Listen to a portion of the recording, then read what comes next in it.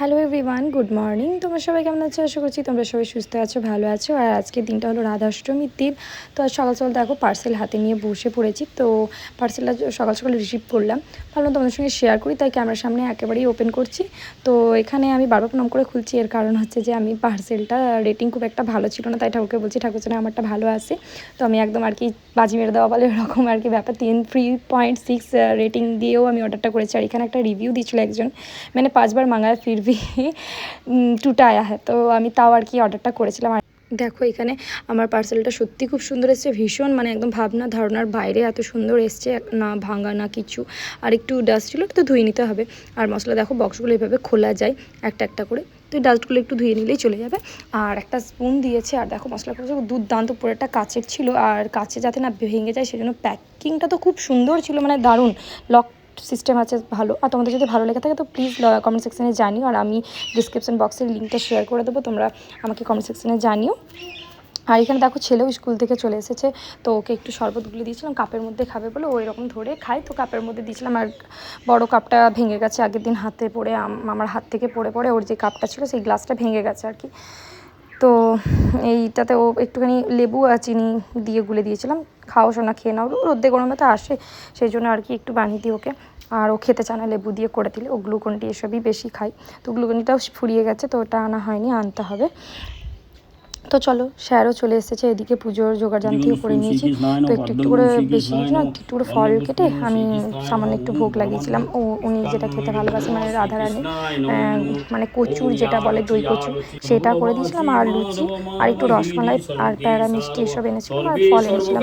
5 রকম ফল দিয়ে একটু করে সামান্য ছোটোর মধ্যেই করেছি, যেহেতু আমি প্রথমবার জন্মাষ্টমীটা শুরু করলাম, সেই জন্য আমি রাধাষ্টমীটাও ধরলাম এবছর থেকেই। তো একটু ছোটোর মধ্যে করেছি।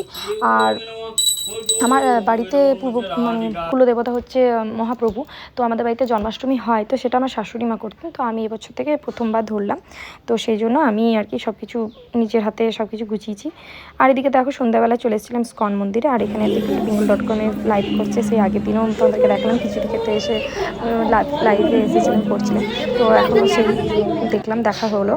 তো যাক, এখানে চলে এলাম আমরা সবাই মিলে, একটু বললাম চলো রাধাষ্টমী একটু বিকালবেলা স্কন মন্দিরে ঘুরে আসি। তো এখানে আমি, আমার পাড়ার ননদ আর তার বোন আর আমার ভাগ্নি গেছিলো, আর আমার ছেলে ছিল মায়ের বাড়িতে, তো ছেলেকে নিয়ে আসা হয়নি। তো চলো তোমরাও আমার সাথে ঘুরে দেখো।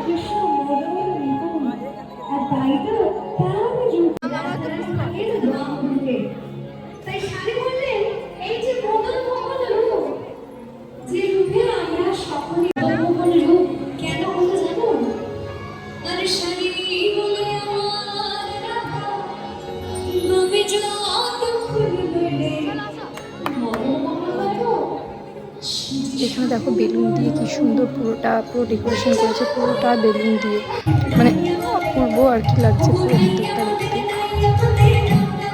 আর ওইদিকে দেখো এখানে বৃন্দাবন ও বিলাসিনী রায় আমাদের এই গানটার একটা নাটক করে, ছোট্ট একটা নাটক করে ওরা দেখাচ্ছে, খুবই সুন্দর করেছে।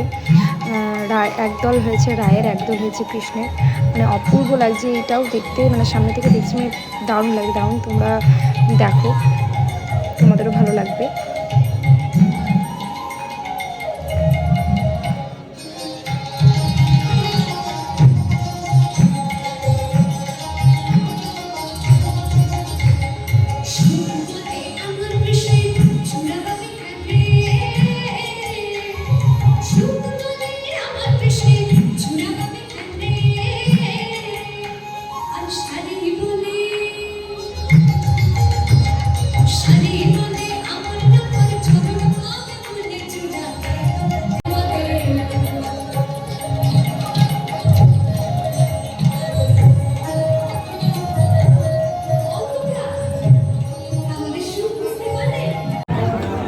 দেখো এখানে প্রসাদ দিচ্ছে, খিচুড়ি প্রসাদ। তো লাইনটা দেখো একদম লম্বা লাইন চলে গেছে, তো চলো লাইনে দাঁড়ায় আর প্রসাদ তো দেখো এইখানে একদম লাস্টে আমরা লাইনটা পেয়েছি, দুটো লাইন হয়েছে, তো একটা লাইনে আমরা দাঁড়িয়েছি।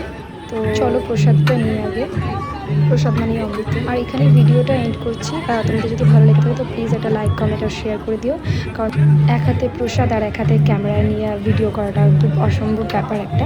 তো চলো প্রসাদটা খেয়ে নিই একটু। আর ভালো লাগলে লাইক আর সাবস্ক্রাইব করতে ভুলো না। Tata, bye bye.